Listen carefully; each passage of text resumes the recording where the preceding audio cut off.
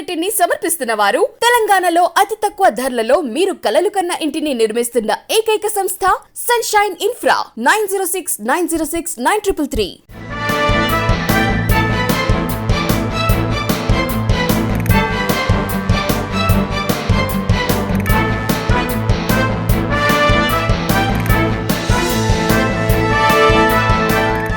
Welcome to V3 news. లక్ష్యం సమాజహితం. నేను ఝాన్సీ. బులెటిన్ల ముందుగా హెడ్లైన్స్ చూద్దాం. అనకాపల్లిలో ఎమ్మెల్సీ మాధవ్ పర్యటన.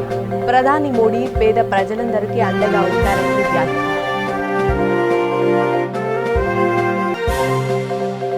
దర్శిలో ఎంపీపీ ఎంపికపై రెండు వర్గాల మధ్య ఆధిపత్య పోరు. సీఎం జగన్ వద్దకు చేరిన దర్శి నియోజకవర్గ పంచాయతీ. అనంతపురం జిల్లాలో అత్యుత్సాహం ప్రదర్శించిన పోలీసులు. దళిత టీడీపీ నేతలపై కాలు బూటుతో కొట్టిన ఎస్ఐ. విశాఖ జిల్లా అచ్యుతాపురంలో ప్రమాదం. గ్యాస్ క్లీనింగ్ ప్లాంట్ నుంచి గ్యాస్ లీక్, ఒక మృతి.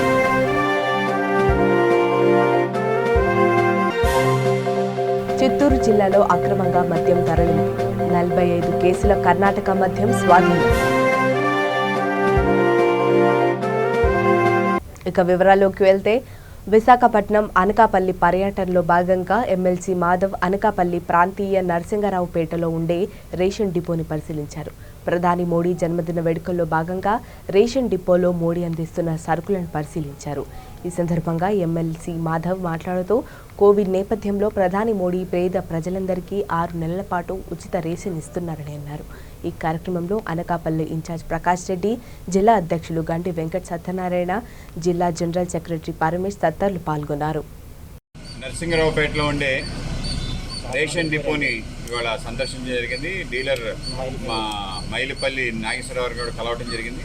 ఈ రేషన్ డిపోలో ఉచిత రేషన్ నరేంద్ర మోడీ గారు కోవిడ్ యొక్క మహమ్మారిని ఎదుర్కోవడానికి పేద ప్రజలందరికీ నవంబర్ వరకు 6 నెలల పాటు ఈ యొక్క ఉచిత రేషన్ ఇవ్వడం జరుగుతుంది. దీంతోపాటు అవకాశం ఉంటే ఇంకా దీన్ని పొడిగించే ప్రయత్నం చేస్తున్నారు. ఈ విధంగా దేశవ్యాప్తంగా ఉండే పేదవాళ్ళని ఆదుకోవడానికి నరేంద్ర మోడీ గారు మా కేంద్ర ప్రభుత్వం ఈ విధంగా ఉచితంగా బియ్యం ఇవ్వడం జరుగుతుంది. ఏదైతే జాతీయ పంపిణీ పథకం ఉందో దాంట్లో భాగంగా అంత్యోదయ, అన్నపూర్ణ, అలాగే మామూలు రేషన్ అన్నీ కూడా కేంద్ర ప్రభుత్వం 90% సబ్సిడీకి రాష్ట్ర ప్రభుత్వానికి ఇవ్వడం జరుగుతుంది. రాష్ట్ర ప్రభుత్వం రూపాయి కలెక్ట్ చేసి కేవలం ₹2 ఖర్చు పెడుతుంది. అయితే దురదృష్టం ఏంటంటే మొత్తం కూడా జగనన్న పథకం, జగనన్న బియ్యం అని చెప్పి ప్రచారం చేసుకుంటున్నారు. దీన్ని మేము పూర్తిగా ఖండిస్తున్నాం. ఏదైతే ప్రజలకు కూడా అవేర్నెస్ క్రియేట్ చేయడం కోసం ఏదైతే రేషన్ డిపోలు ఉన్నాయో వీటిని నిర్వీర్యం చేసే ప్రయత్నం ఈ ప్రభుత్వం చేస్తుంది. దానికి వ్యతిరేకంగా అన్ని చోట్ల ప్రజలకు తెలియజేస్తున్నాం. ప్రజలందరికీ కూడా ఇది నరేంద్ర మోడీ గారు మాకు ఇచ్చిన రైస్గా వాళ్ళు భావిస్తున్నారు. ఈ విషయం అందరికీ తెలియజేయడం కోసం రేషన్ డిపోల యొక్క సందర్శన అనే కార్యక్రమం చేస్తున్నాను. నరేంద్ర మోడీ గారు 20 వసంతాలు పరిపాలన పూర్తి చేసుకోవడం జరిగింది. 13 సంవత్సరాలు ముఖ్యమంత్రిగా, 7 సంవత్సరాలు ప్రధానమంత్రిగా ఆయన పరిపాలన అద్భుతంగా ఉందని ప్రజలందరూ కొనియాడుతున్నారు. ప్రజలకు కావాల్సిన అన్ని మౌలిక సదుపాయాలు కూడా నరేంద్ర మోడీ గారు తీరుస్తున్నారు. దాంట్లో భాగమే ఈరోజు ఉచిత బియ్యం, అలాగే అందరికీ ఫ్రీ వ్యాక్సినేషన్, ఈ విధంగా పెద్ద ఎత్తున ప్రజల్ని ఆదుకుంటున్న నరేంద్ర మోడీ గారు ఆయుర ఆరోగ్యాలతో ఆయన ఈ దేశాన్ని పరిపాలించాలి ఇంకా అనేక సంవత్సరాలని చెప్పి మీ అందరూ కోరుకుంటున్నాం. ప్రకాశం జిల్లాలో అధికార వైసీపీలో ఆరంభమైన వర్గ విభేదాలు విజయవాడలో పగ్గుమన్నాయి. ముండ్లమూరు మండలం ఎంపీపీ ఎన్నిక విషయంలో 2 వర్గాల మధ్య మొదలైన రగడ తీవ్ర ఘర్షణకు దారితీసింది. పలు నియోజకవర్గాల నుంచి తరలి వెళ్లిన ఇరు వర్గాల వారు తొలుత విజయవాడలోని మంత్రి బాలినేని ఇంటి వద్ద, సాయంత్రం ముఖ్యమంత్రి కార్యాలయం వద్ద మోహరించారు. ఇతర నియోజకవర్గాల నేతలకు సర్ది చెప్పి పంపిన బాలినేని దర్శి నియోజకవర్గం ముండ్లమూరు మండలానికి చెందిన వైరి వర్గాల వారిని సీఎం వద్దకు తీసుకెళ్లారు. దీంతో సీఎం క్యాంపు కార్యాలయం వద్ద ముండ్లమూరు మండలానికి చెందిన వైసీపీలోని ఇరు వర్గాల వారు డి అంటే డి అనడంతో పోలీసులు రంగప్రవేశం చేశారు. తర్వాత సీఎం జగన్ తనను కలిసి ఎమ్మెల్యే వేణుగోపాల్, మాజీ ఎమ్మెల్యే బూచేపల్లిపై మండిపడ్డారు. ఇలా పలు నియోజకవర్గాల్లో ఎంపీపీ, వైస్ ఎంపీపీ ఎంపికలపై అధికార పార్టీలో విభేదాలు బగ్గుమన్నాయి.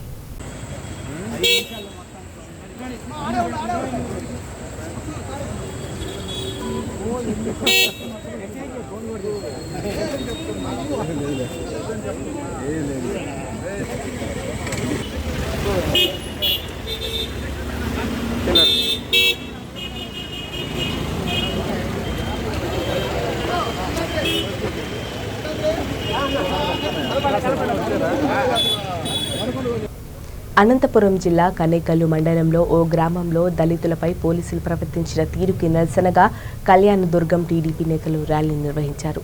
పరిషత్ ఎన్నికల్లో ఓ దళిత టీడీపీ నాయకుడు గెలుపొందిన ఆనందంలో అభిమానులు పూలదండలు వేసి సంబరాలు చేసుకుంటున్నారు. అదే సమయంలో అక్కడికి వచ్చిన ఏఎస్ఐ వారిని బూటుకాల్తో కొట్టాడు. దళితుల పట్ల పోలీసుల తీరును ఖండిస్తూ డీఎస్పీ కార్యాలయం ఎదుట నిరసన చేపట్టారు.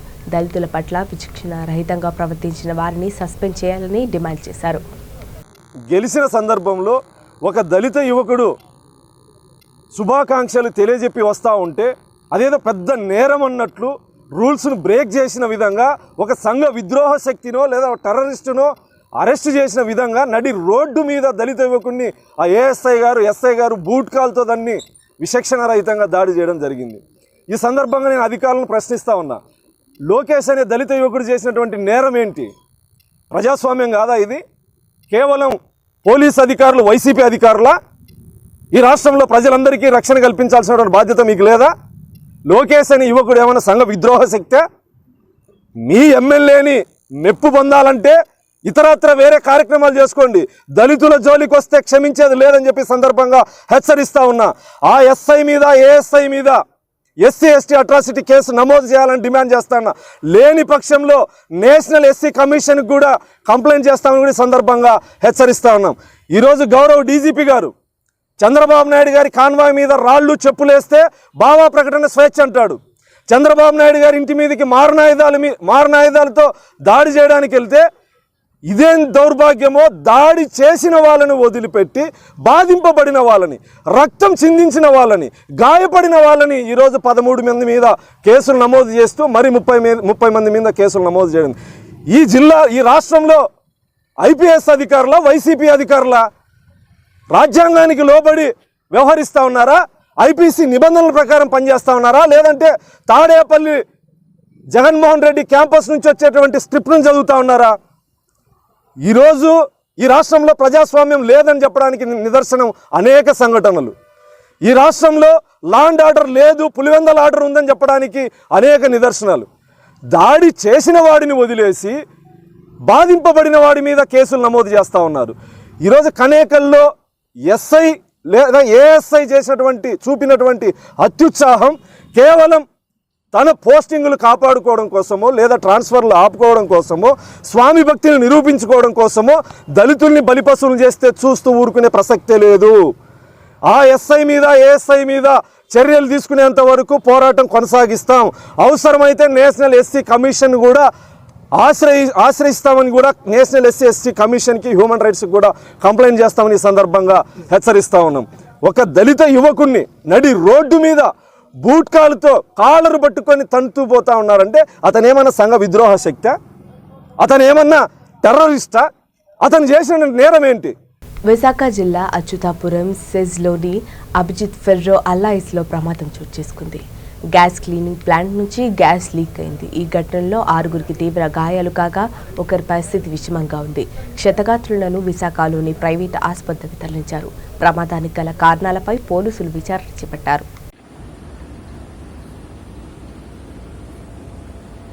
ఇందేళ్ళు వచ్చేస్తుంది, గడిపోయింది ఏదో మనకే వస్తుందా జాబ్ ఏదో అదే పేలిపోయి.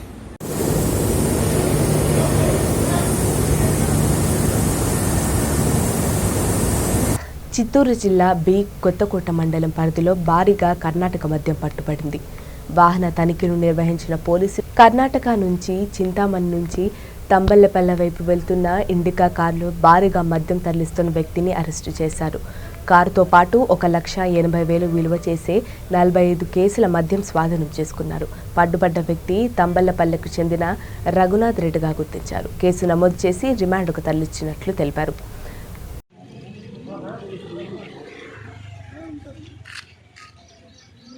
విజయనగరం జిల్లా శృంగవరపుకోట మండలం వైసీపీ అధ్యక్షుడు రెహమాన్, వైసీపీ రాష్ట్ర కార్యదర్శి ఇందుకూరు రఘురాజ్పై తిరుగుబాటు జెండా ఎగురవేశారు. స్థానిక దేవి కూడలిలో టెంటు వేసి నిరసన తెలిపారు. ఎంపీ రఘురామరాజు కుమ్మకు రాజకీయాలు చేస్తున్నారని ఆరోపణ చేశారు.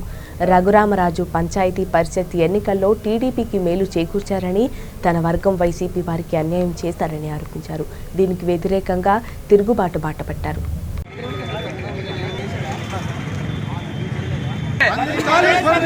జరుగుతున్న అన్యాయాలపై స్పందించాలి ఎమ్మెల్యే. జరుగుతున్న అన్యాయాలపై స్పందించాలి ఎమ్మెల్యే. న్యాయం జరిగేంత వరకు న్యాయం జరిగేటంత వరకు న్యాయం జరిగేటంత వరకు దుష్ట రాజకీయాలు ఖండించేంత వరకు. విశాఖ నగరంలోని జింక్ గేట్ నుండి కుర్మన్నపాలెం జంక్షన్ వరకు సిపిఐ నేతలు పాదయాత్ర చేశారు. ఉక్కు ప్రైవేటీకరణకు వ్యతిరేకంగా పెంచిన విద్యుత్ ఛార్జీలను రద్దు చేయాలని, 3 వ్యవసాయ నల్ల చట్టాలను రద్దు కోసం రాష్ట్ర వ్యాప్తంగా ప్రచారం ముగింపు సందర్భంగా 8 కిలోమీటర్ల మేర పాదయాత్ర చేశారు. ఈ కార్యక్రమంలో సిపిఐ రాజ్యసభ సభ్యులు, జాతీయ కార్యదర్శి బినోయ్ విశ్వం, జాతీయ కార్యదర్శి నారాయణ, రాష్ట్ర కార్యదర్శి రామకృష్ణ తదితరులు పాల్గొన్నారు.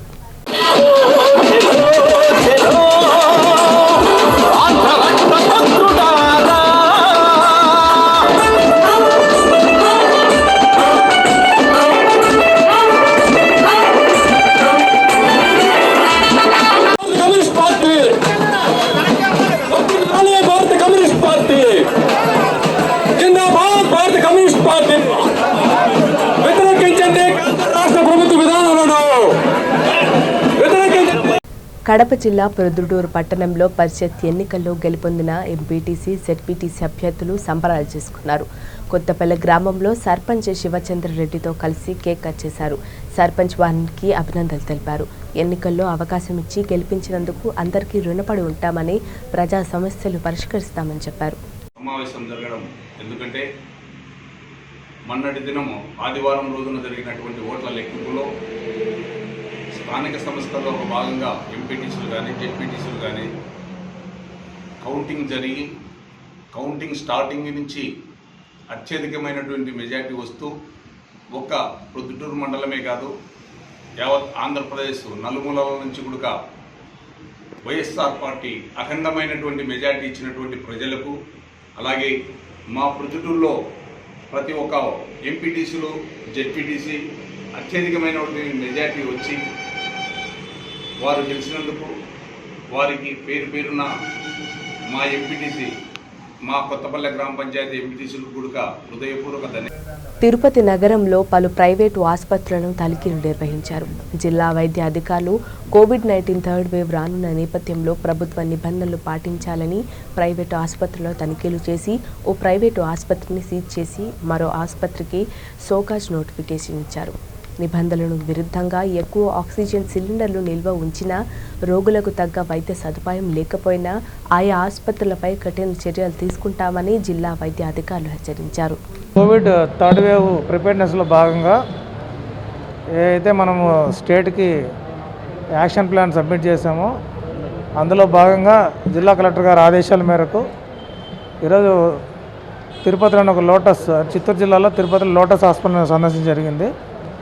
అందులో ఏంటంటే మనకు GOMS 57 ప్రకారము ఏవైతే సిలిండర్స్ ఉన్నాయో ఆ సిలిండర్స్ అన్నీ కూడా ఉన్నాయి వాళ్ళ దగ్గర. ఆక్సిజన్ కాన్సన్ట్రేట్ అయితే లేవు. వీళ్ళందరూ ఆల్రెడీ నోటీసులు కూడా ఇవ్వడం జరిగింది.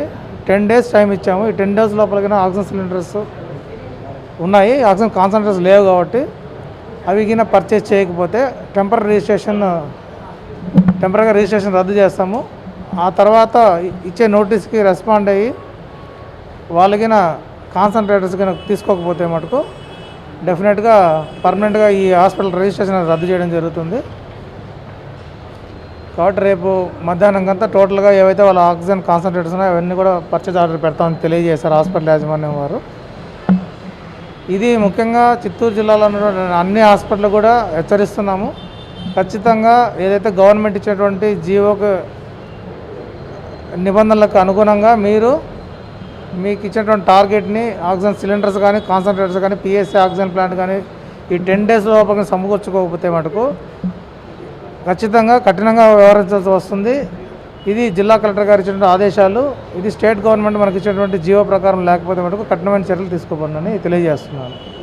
ఇదంతా కూడా కోవిడ్ థర్డ్ వేవ్ దృష్టిలో పెట్టుకొని గవర్నమెంట్ ఇచ్చినటువంటి ఆదేశాలు. కాబట్టి ఏదైనా సర్జ్ ఒకవేళ వస్తే సెకండ్ వేవ్లో మాదిరిగా థర్డ్ వేవ్లో అటువంటి ఇబ్బంది పడకుండా అన్ని హాస్పిటల్ కూడా ప్రిపేర్డ్గా ఉండాలి. గవర్నమెంట్ ఇచ్చిన ఆదేశాలు ఖచ్చితంగా పాటించాలి. లేకపోతే వాళ్ళ మీద ఏదైతే ఎపిడమిక్ పాండమిక్ యాక్ట్ ఉందో దాని ప్రకారం కూడా కఠినంగా వ్యవహరించాల్సి వస్తుందని తెలియజేస్తున్నాం. నవతరం పార్టీ జాతీయ అధ్యక్షుడు రావు సుబ్రహ్మణ్యంపై చిలకలూరిపేట ఎమ్మెల్యే విడుదల రజనీ అనుచరులు హత్యాయత్నం చేశారన్న అనుమానాలు ఇప్పుడు చిలకలూరిపేటలో కలకలం రేపుతున్నాయి. ఈ నేపథ్యంలో గుంటూరు జిల్లా కార్యదర్శి జంగాల అజయ్ కుమార్ మీడియాతో మాట్లాడారు. రావు సుబ్రహ్మణ్యంకు అండగా ఉంటామని, దాడి ప్రయత్నాన్ని ఖండిస్తున్నామని, ఆయనకు హాని తలపెట్టాలని చూస్తే ఊరుకోమని చెప్పారు. రావు సుబ్రహ్మణ్యం కేవలం నవతరం పార్టీ అధ్యక్షుడు మాత్రమే కాదని, అఖిలపక్షం సభ్యుడని, ఆయనకు పోలీసులు భద్రత కల్పించాలని, దాడి చేసేందుకు వచ్చిన వారిని పట్టుకొని పోలీసులు కఠినంగా శిక్షించాలని డిమాండ్ చేశారు.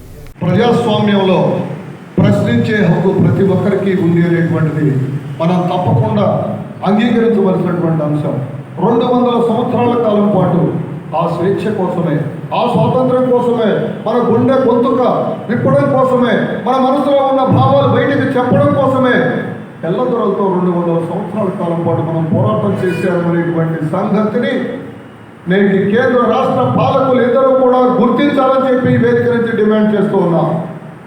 తప్పదు, మాకు స్వేచ్ఛ కావాలి, మాకు స్వతంత్రం కావాలి, మా భావాలు మేము చెప్పాలి, మీ నియంతృత్వ విధానాలను మేము ఖండించాలి అంటే మేము మాట్లాడేటువంటి హక్కు కావాలి. ఆ హక్కు కోసమే మా పూర్వీకులు 200 సంవత్సరాల కాలం పాటు తెల్లదొరల మీద పోరాడడం అనేటువంటిది మా మనసులో ఇప్పటికీ మెదులుతూనే ఉంది. మీకుందో లేదో ఒకసారి మననం చేసుకోమని చెప్పి ప్రధానమంత్రి నరేంద్ర మోడీ గారికి, రాష్ట్ర ముఖ్యమంత్రి జగన్మోహన్ రెడ్డి గారికి విజ్ఞప్తి చేస్తున్నా.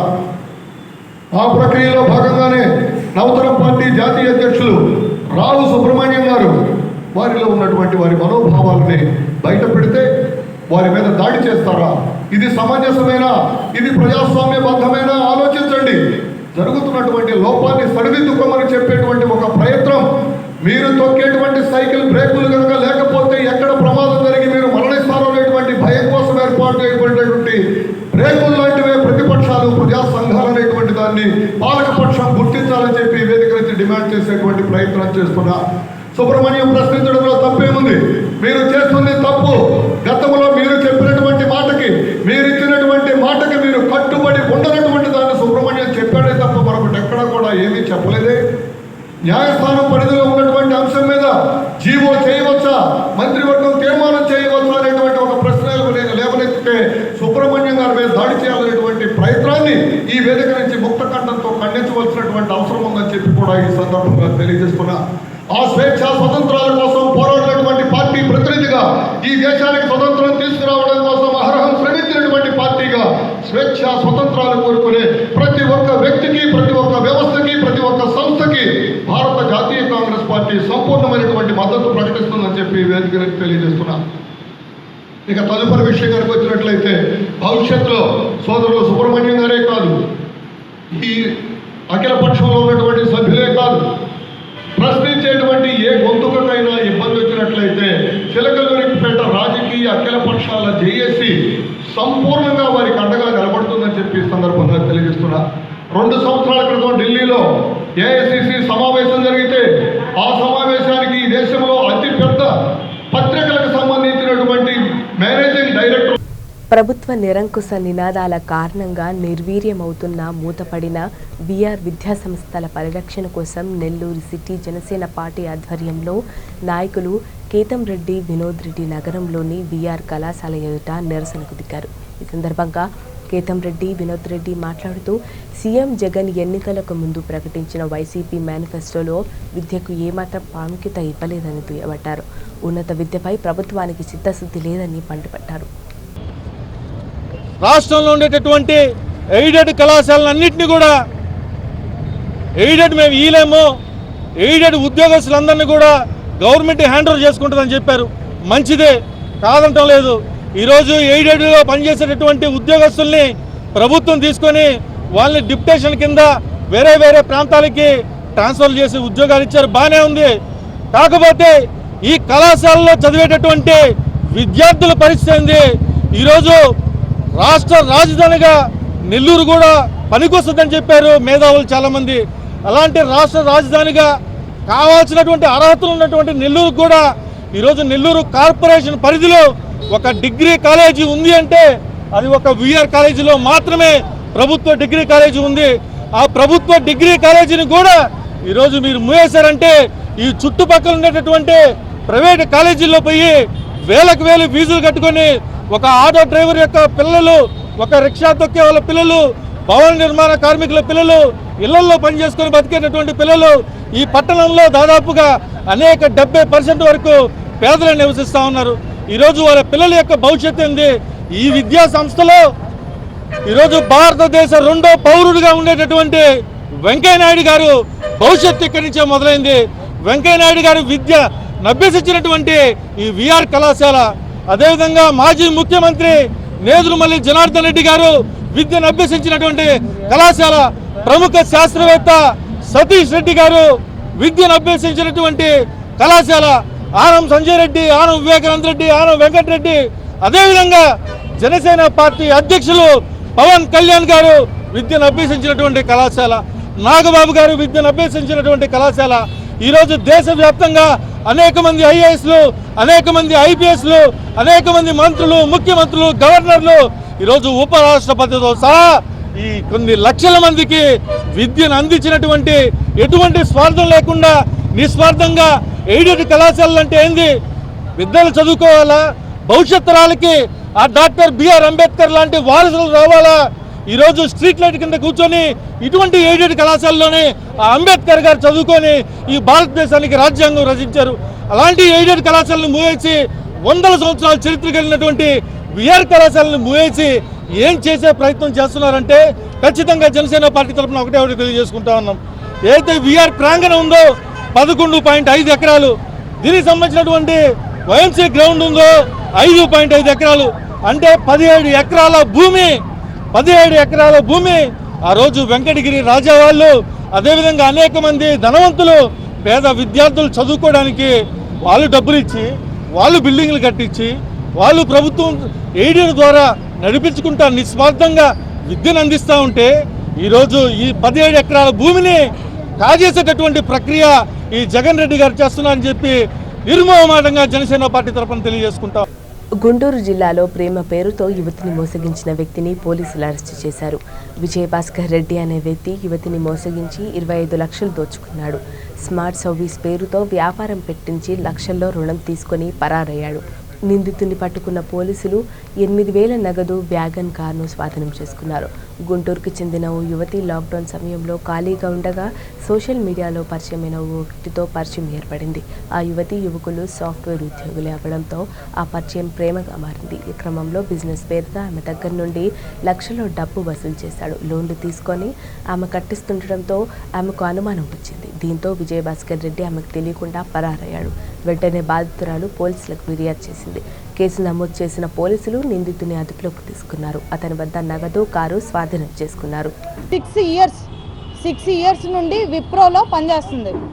అయితే లాస్ట్ ఇయర్ లాక్డౌన్ టైంలో ఆమె గుంటూరు రావడం జరిగింది.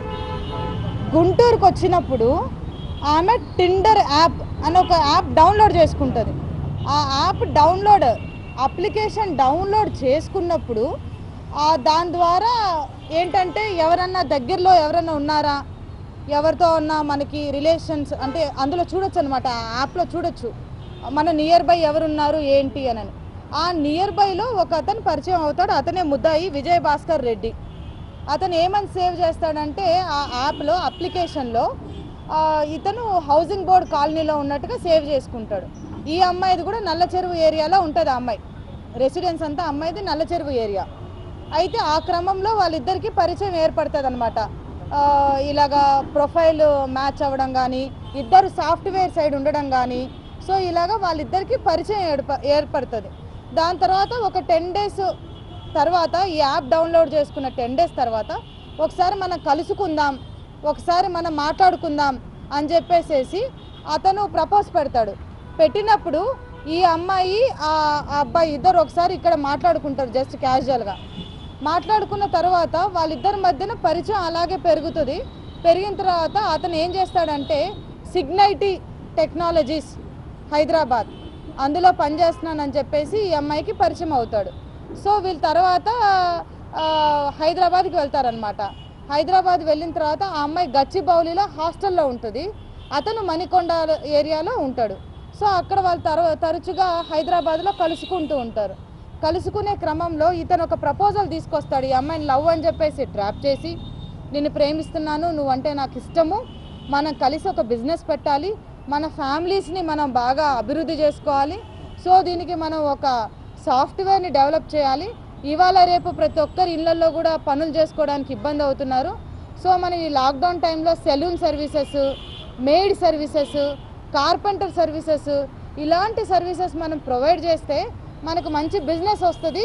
అవి ఓన్లీ హైదరాబాద్, బెంగళూరు లాంటి పెద్ద ఏరియాస్లో ఉన్నాయి, గుంటూరు లాంటి ఏరియాస్లో మనకి లేదు. సో మనం బిజినెస్ పరంగా అభివృద్ధి చెందుతాం, అలాంటిది పెడదామని చెప్పేసి ఆ అమ్మాయికి నమ్మిస్తాడు. నమ్మించి ఆ అమ్మాయి దగ్గర స్మార్ట్ సర్వీస్ అని ఒక అప్లికేషన్కి ఆ అమ్మాయిని పెట్టిద్దామని చెప్పేసి దానికి బేసిక్గా ఒక రిజిస్ట్రేషన్ ఖర్చు అవుతుంది, దానికి ఒక 2 lakhs రూపీస్ కట్టిస్తాడు. ఆ 2 lakh రూపీస్ కోసం ఆ అమ్మాయి ద్వారా కొన్ని లోన్ అమౌంట్లు పెట్టిస్తాడు. ఆ అమ్మాయి విప్రోలో పనిచేస్తుంది కాబట్టి లోన్స్ అప్లై చేస్తుంది. లోన్లో ఏంటంటే ఒకటేమో 10 lakhs లోను, ఇంకొకటి కార్ లోను, 2 లోన్లు పెట్టిస్తాడు. ఒకటి HDFC బ్యాంకు, ఒకటి వచ్చేసి ICICI బ్యాంక్. దాదాపుగా అంటే అట్లా ఒక 25 lakhs. ఆ అమ్మాయి క్రెడిట్ కార్డ్స్, డెబిట్ కార్డ్స్ అన్నీ తీసుకుంటాడు. ఈ స్మార్ట్ సర్వీసెస్ అప్లికేషన్ డెవలప్ చేయాలి, మనం ఈ సర్వీసెస్ అన్నీ ప్రొవైడ్ చేయాలన్న ఉద్దేశంతో వాళ్ళందరినీ ఆ అమ్మాయి దగ్గర ఇది తీసుకుంటాడు. తీసుకున్న తర్వాత ఈ అమ్మాయికి అతనికి పరిచయం ఏర్పడుతుంది. సో వీళ్ళు ఈ కార్ కొంటారు, ఈ వోల్క్స్వ్యాగన్ కార్ ఆ అమ్మాయే కొంటుంది. ఆ అమ్మాయి కొన్నప్పుడు ఇతను ఆ అమ్మాయి కార్డ్స్, డెబిట్ కార్డ్స్, తర్వాత ఆ అమ్మాయి లోన్ ఇవన్నీ వాడుతూ ఉన్న క్రమంలో ఇది కూడా వాడతారు. ఒకసారి గీతా కేఫ్కి వెళ్తారు, ఒకసారి కలుసుకోవాలన్న ఇదితోటి జస్ట్ ఒక క్యాజువల్గా లంచ్ చేద్దామని. ఆ అమ్మాయి లంచ్ చేసి హ్యాండ్ వాష్ అయి చేసుకుని వచ్చినప్పుడు కార్ కీ తీసుకొని వెళ్ళిపోతాడు. అది ఎప్పుడు వెళ్ళిపోతాడంటే May 25th వెళ్ళిపోతాడు. తర్వాత ఆ అమ్మాయి సబ్సిక్వెంట్గా అతన్ని అడుగుతుంది, ఎన్నిసార్లు అడిగినా కూడా అతను రిప్లై ఇవ్వడు, రెస్పాండ్ ఇవ్వడు, ఏమీ చేయడు. సో అలా చేయకుండా అమ్మాయిని మోసం చేస్తాడు. సో ఆ అమ్మాయి మనకి వచ్చి కంప్లైంట్ చేయడం జరిగింది సెప్టెంబర్లో. దాని మీద మన అరండల్పేట పోలీస్ వాళ్ళు, ఇన్స్పెక్టర్ వీళ్ళ టీం అందరూ కలిసి కేసు నమోదు చేసి విచారించి అతన్ని ఈరోజు అరెస్ట్ చేయడం జరిగింది. అతన్ని అరెస్ట్ చేసి అతని పొజిషన్లో ఒక కారు, ఒక 8,000 రూపీస్ క్యాష్, ఒక సెల్ ఫోన్ అవి సీజ్ చేయడం జరిగింది. అతన్ని తెలుసుకుంటే అంతకుముందు అయితే కేసులేమి కట్టలేదు, కానీ ఇలాగే అమ్మాయిల్ని 2-3 అమ్మాయిల్ని కూడా ఇలాగా ప్రేమిస్తున్నానని మాయమాటలు చెప్పి వాళ్ళ దగ్గర నుండి మనం బిజినెస్ చేస్తామని చెప్పేసి వాళ్ళ దగ్గర నుండి అమౌంట్స్ అవి తీసుకొని క్రెడిట్ కార్డులు, డెబిట్ కార్డులు అట్లా అమౌంట్స్ అన్ని వాడేసుకొని చీట్ చేస్తున్నట్టుగా మనకి తెలిసింది. సో అందుకని ఇతన్ని ఇవాళ అరెస్ట్ చేయడం జరిగింది. అతని మీద కేసు కట్టి 379 తర్వాత 386, 420 3 సెక్షన్స్ యాడ్ చేసి కట్టడం జరిగింది. ఇతను ఏంటంటే BSc కంప్యూటర్స్ చదివేశాడు. ఇప్పుడు మరొక్కసారి హెడ్లైన్స్ చూద్దాం. ప్రధాని మోడీ పేద ప్రజలందరికీ అండగా ఉంటారని వ్యాఖ్య.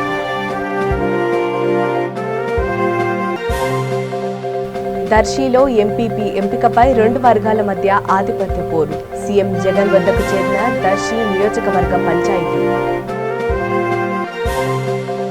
అనంతపురం జిల్లాలో అత్యుత్సాహం ప్రదర్శించిన పోలీసులు. దళిత టీడీపీ నేతలపై కాలి బూటుతో కొట్టిన ఎస్ఐ. విశాఖ జిల్లా అచ్యుతాపురంలో ప్రమాదం. గ్యాస్ క్లీనింగ్ ప్లాంట్ నుంచి గ్యాస్ లీక్, ఒక మృతి.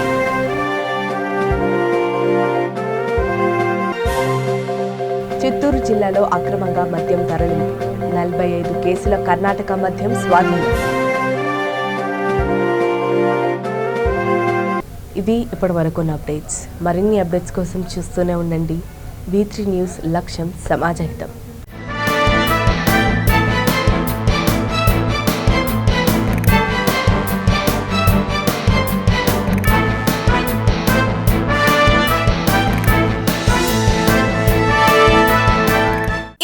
ని సమర్పిస్తున్న వారు తెలంగాణలో అతి తక్కువ ధరలలో మీరు కలలు కన్న ఇంటిని నిర్మిస్తున్న ఏకైక సంస్థ సన్షైన్ ఇన్ఫ్రా. 9069069333.